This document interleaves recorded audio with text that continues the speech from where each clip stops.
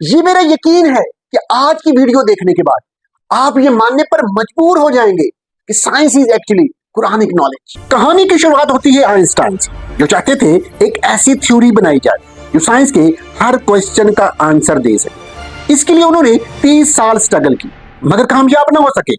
लेकिन आखिर वो ये थ्योरी बनाना क्यों चाहते थे, इसको समझने से पहले आपको ये जानना पड़ेगा कि हमारा यूनिवर्स काम कैसे करता है। हमारे यूनिवर्स को 4 फोर्सेस चलाती है: gravitational force, electromagnetic force, weak और स्ट्रॉन्ग न्यूक्लियर फोर्स। जब न्यूटन ने मैकेनिक्स और ग्रेविटी को जोड़ा तो एक जबरदस्त इंडस्ट्रियल रेवोल्यूशन का सिलसिला सामने आया। मैक्सवेल और फैराडे ने इलेक्ट्रिसिटी और मैग्नेटिज्म को जोड़ा, जिससे इलेक्ट्रिसिटी की शक्ल में रेवोल्यूशन आई। मोटर्स, जनरेटर्स, बल्ब, कंप्यूटर, न जाने कितनी इलेक्ट्रिसिटी की चीजें सामने आई। इसके बाद इक्वेशन आती है E = mc², जिससे बने nuclear bomb, nuclear power plants और अब फार्मा से लेकर स्पेस तक न्यूक्लियर एनर्जी लेकर जाने पर काम हो रहा। अगर आपने गौर किया हो तो जब भी 2 फोर्सेस आपस में मिली तो उन्होंने दुनिया का नक्शा बदल कर रख दिया।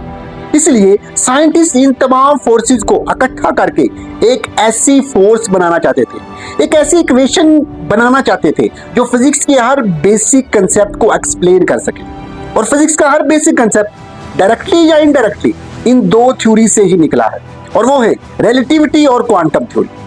अब ये दोनों थ्योरीज की आपस में बिल्कुल नहीं बनती। एक थ्योरी लार्ज स्केल ऑब्जेक्ट को डिस्क्राइब करती है, जबकि दूसरी स्मॉल स्केल पार्टिकल्स को। रिलेटिविटी ग्रेविटी को मानती है, जबकि क्वांटम बिल्कुल नहीं। मींस इनका इकट्ठा होना तो नामुमकिन रहा। लेकिन फिर कहानी में एंट्री हुई गैब्रिएल वेंजियानो ने, और इन्होंने एक ऐसी थ्योरी पब्लिश की जो फिजिक्स के तमाम बेसिक कंसेप्ट को कंप्लीटली डिस्क्राइब कर सकती है। That is string theory. इसके मुताबिक हमारे यूनिवर्स के building blocks tiny vibrating strings हैं, और हर पार्टिकल में ये स्ट्रिंग एक जैसी होती है और साइज में बहुत स्मॉल। यूनिवर्स में डिफरेंट ऑब्जेक्ट्स का बनना इन स्ट्रिंग्स की डिफरेंट वाइब्रेशन की वजह से।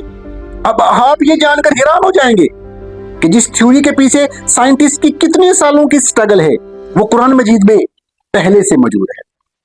क्या तुमने इन लोगों पर गौर नहीं किया जो अपने लिए पाकीज़गी का दावा करते हैं, बल्कि अल्लाह जिसे चाहता है पाक कर देता है, और इन पर एक धागे यानी स्ट्रिंग से भी जुल्म नहीं किया जाएगा। फतला फतीलन का मतलब है स्ट्रिंग, मींस सबसे छोटी चीज स्ट्रिंग है, और यही स्ट्रिंग थ्योरी का मानना है। आई होप कि आप ये जान चुके होंगे कि कुरान मजीद में वो थ्योरी भी मौजूद है जो हर फिजिक्स के बेसिक कंसेप्ट को एक्सप्लेन करती है। अगर आप बाकी साइंस के बारे में भी जानना चाहते हैं कि वो कुरान मजीद में कहां कहां मौजूद है, तो हमारे साथ रहिए।